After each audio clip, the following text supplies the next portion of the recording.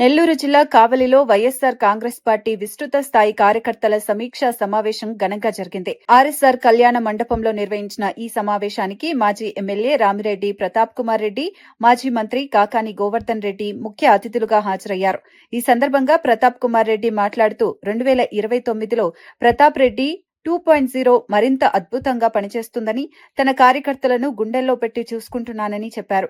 కూటమి ప్రభుత్వాన్ని దించే వరకు పార్టీ పోరాటాలు కొనసాగుతాయని స్పష్టం చేశారు.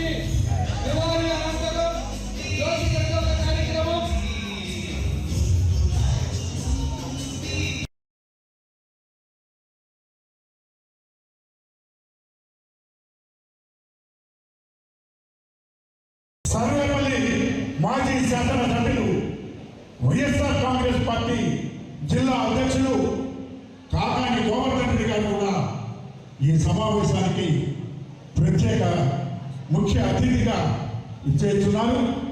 అలాగే మన ప్రియతమ నాయకులు మాజీ ఎంపీటీసీలు, మాజీ డిప్యూటీసీలు, మాజీ ఎంపీపీలు,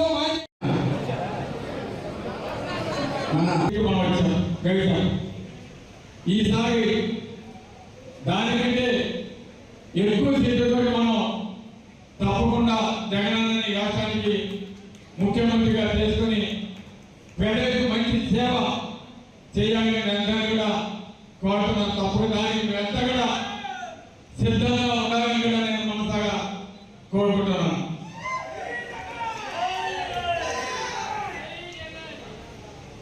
నేను ఎక్కువగా కూడా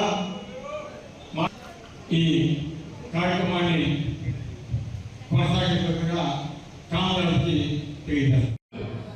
చంద్రబాబు నాయుడు అనేటువంటి వ్యక్తి అసహ్యాన్ని జయించినటువంటి వాడు.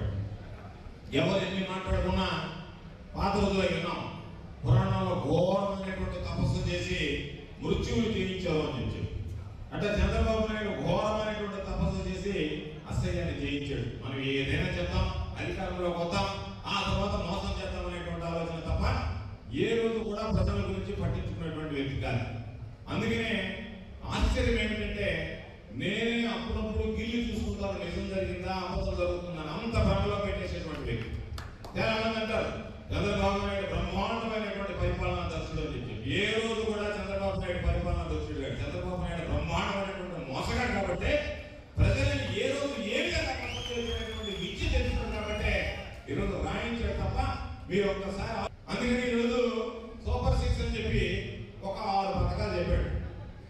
చెప్తే పాపం ఆ రోజు చాలా మంది చెప్పారు, అయ్యా జగన్మోహన్ రెడ్డి గారు ఏమి చెప్పడం లేదు, చంద్రబాబు నాయుడు చాలా ఎక్కువగా చెప్పాడు, మేనిఫెస్టోలో విష్ణుని చెప్పినట్టుగా ఏమి పట్టించుకోలేదయ్యా అని చెప్పాడు. జగన్మోహన్ రెడ్డి గారు సాధ్యపడతాం అంటే చెప్పేటువంటి మనస్తత్వం కాదు, దానికి సంసిద్ధంగా మానసికంగా ఉండేటువంటి వ్యక్తి. ఎందుకంటే 2014 ఎన్నికలు జరిగాయి.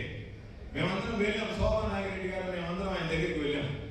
చంద్రబాబు నాయుడు గారు రుణమాఫీ అంటున్నాడు, మీరు చంద్రబాబు నాయుడు రైతులు నమ్మరు, మీరు 1 లక్ష రూపాయలు రుణమాఫీ చెప్తే రైతులు మనకు ఓట్లేస్తారో మనం అధికారంలోకి వస్తామని చెప్పి ఆమె చెప్పింది.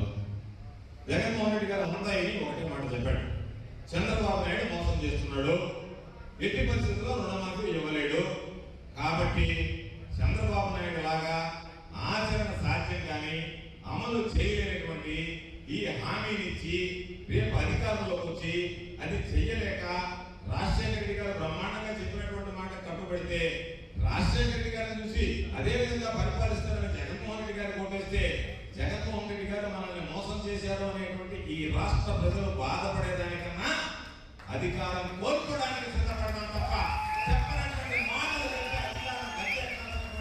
అవసరం నాకు లేదు అని చెప్పినటువంటి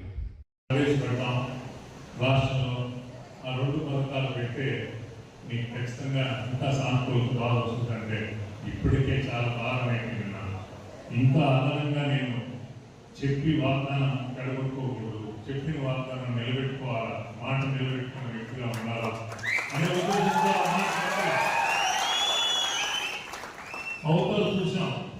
సూపర్ 6 అని రకరకాల వాగ్దానాలు చేశారు ప్రతిపక్ష పార్టీ. ఒక్క మాట నిలబెట్టుకోకపోయిన చంద్రబాబు గురించి అందరికీ తెలుసు. అంతకుముందు 4 సార్లు ముఖ్యమంత్రి అయినా ప్రతి ఎన్నికల ముందు ఎన్ని వాగ్దానాలు చేస్తాడు, ఎన్ని నెరవేర్చుకుంటాడు, ఎన్ని నెరవేర్చుకోడు అనేదాన్ని ప్రజలకు తెలుసు. అయినా మళ్ళా మోసపోయినా సూపర్ 6 మోసపోయి మళ్ళా అందరూ ఏదో విధంగా మనం దెబ్బతిన్నాం. ఈసారి అది కూడా చూసేసారు ప్రజలు. ఎవరు చేయకపోయినా ఏం చేయకపోయినా చెప్పిన మాటకి నిలబడే వ్యక్తిగా జగన్మోహన్ రెడ్డి మళ్ళా మనం ముఖ్యమంత్రిగా చేసుకోవాలి. మన రాష్ట్రాన్ని పేద ప్రజల్ని అభివృద్ధి పరచుకోవాలంటే జగన్మోహన్ రెడ్డి కావాలి రాష్ట్రానికి మనం చేస్తూ మన ప్రాంతంలో